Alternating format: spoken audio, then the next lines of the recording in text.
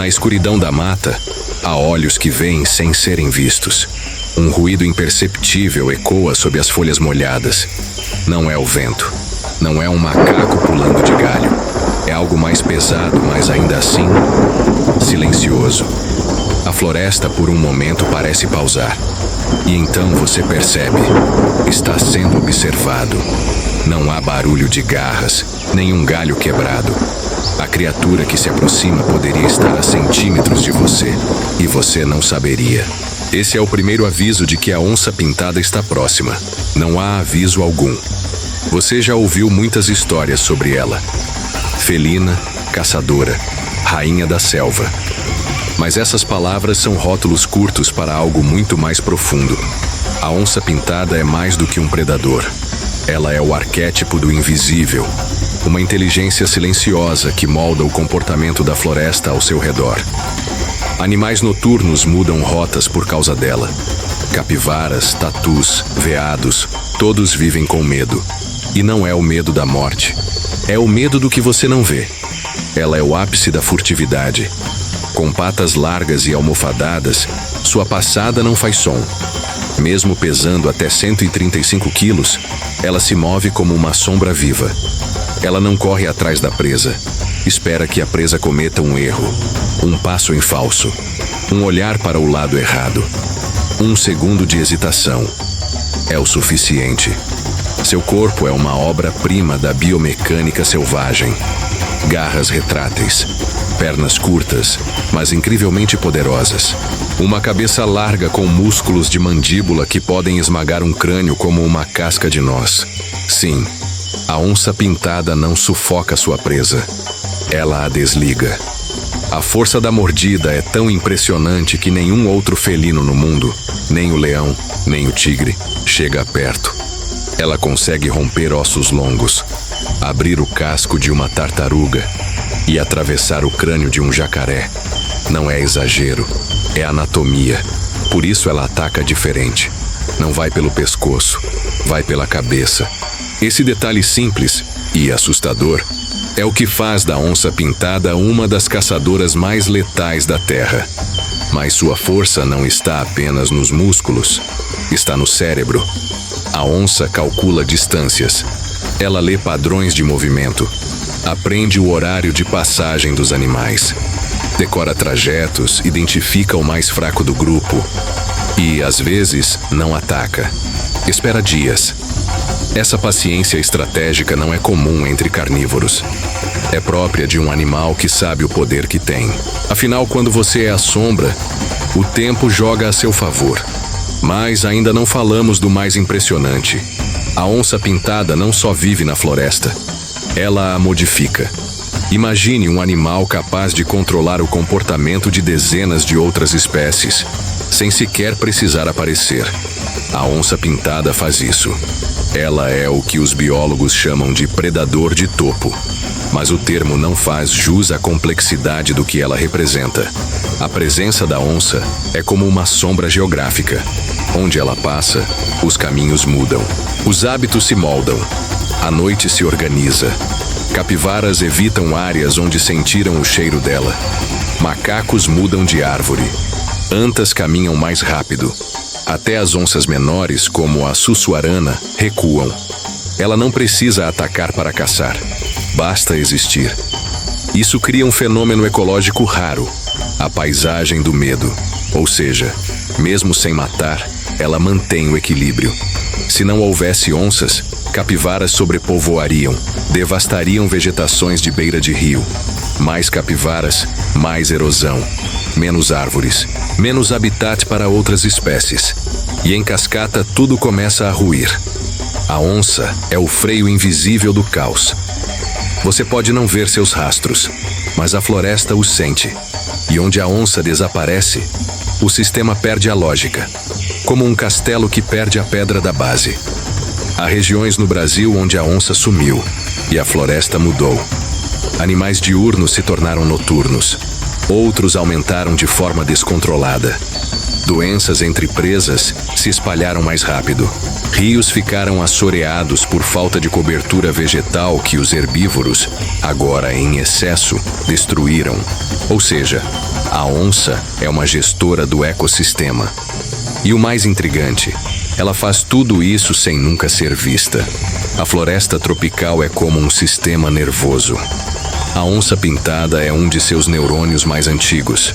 Não só ela equilibra a fauna, ela interage com a vegetação, com os ciclos hídricos, com a geografia da caça. A cada território que patrulha, ela define rotas de movimento para os outros animais, molda os pontos de tensão, estabelece zonas de silêncio. Ela age como arquiteta invisível de um mundo que funciona à margem da nossa compreensão.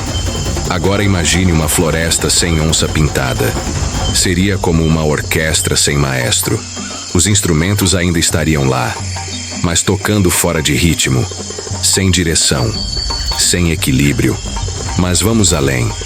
A onça não apenas influencia o presente da floresta, ela também influencia seu futuro. Pouca gente imagina a onça-pintada como mãe, mas ela é, e das mais ferozes. Quando dá à luz, toda a floresta ao redor muda. Ela se torna ainda mais invisível, ainda mais perigosa, ainda mais silenciosa. Escolhe o local da cria com obsessiva precisão.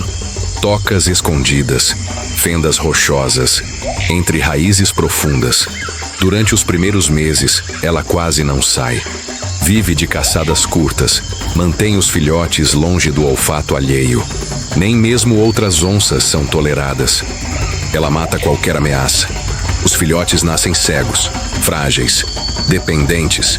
E o que ela ensina primeiro não é caçar, é observar, esperar, ouvir o que não se vê.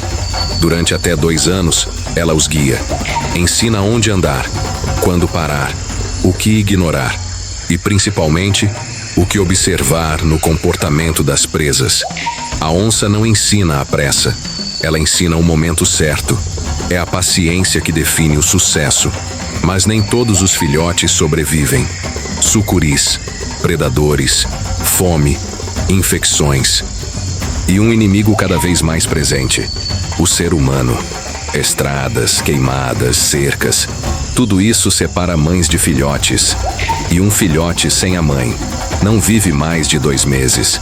Os que sobrevivem aprendem algo que nenhuma outra espécie da floresta compreende tão bem: como desaparecer, como ser um corpo que não faz barulho, um olhar que antecipa, uma presença que controla o ambiente sem se revelar. Esses jovens, se chegarem à vida adulta, não apenas continuam a linhagem, eles continuam o padrão de comportamento da floresta. Eles carregam, por instinto, o legado da mãe. E assim, mesmo sem conhecerem seus ancestrais, repetem seus gestos com assustadora precisão. Esses ciclos ocultos moldam a floresta há milênios. E quando você escuta a palavra selva, é isso que ela significa. Uma inteligência viva, passada de geração em geração, sem precisar de palavras. A onça-pintada é o maior felino das Américas, mas o que poucos sabem é que ela é também o mais enigmático entre os grandes felinos do mundo. Se colocarmos lado a lado os 4 maiores felinos, o leão, o tigre, o leopardo e a onça-pintada, algo chama a atenção. Só a onça vive fora da Ásia e da África.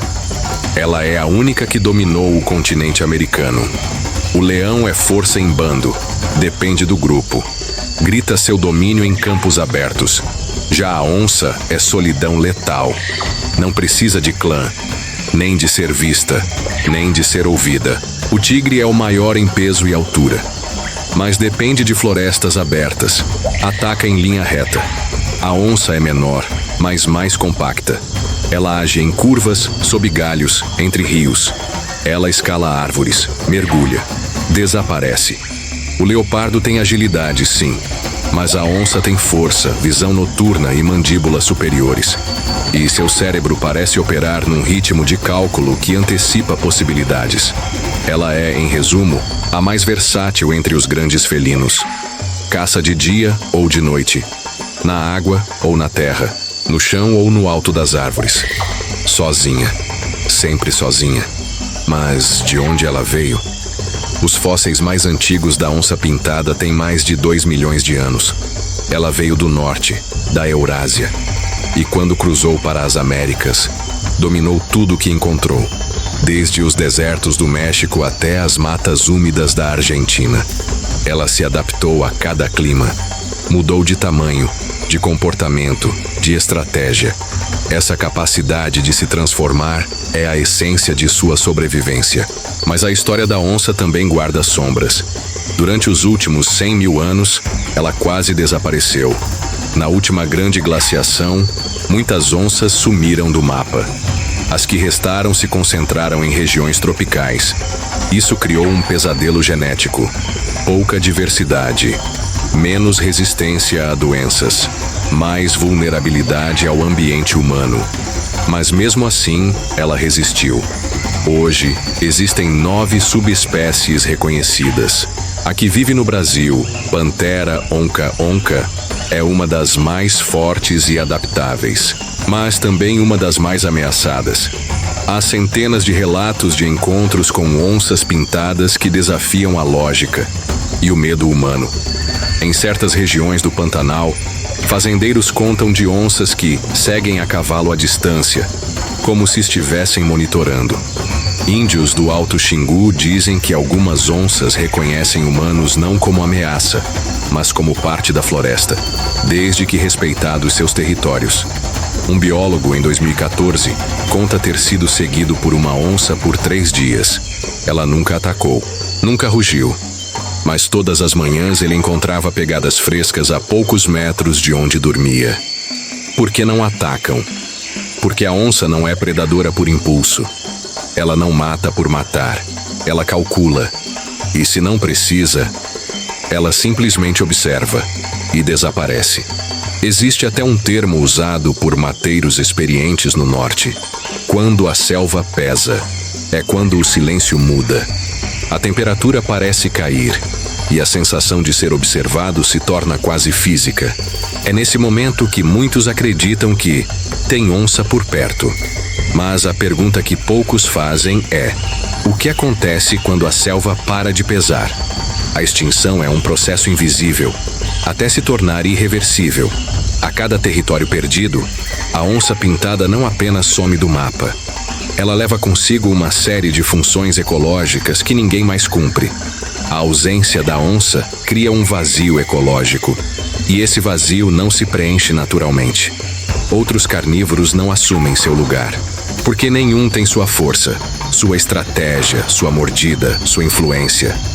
Sem a onça, capivaras se multiplicam, beiras de rio são destruídas, assoreamento aumenta, rios secam mais rápido, tatus se tornam superpopulosos, transmissão de doenças aumenta, veados deixam de ser caçados, áreas de alimentação crescem além do suporte vegetal e o solo sofre.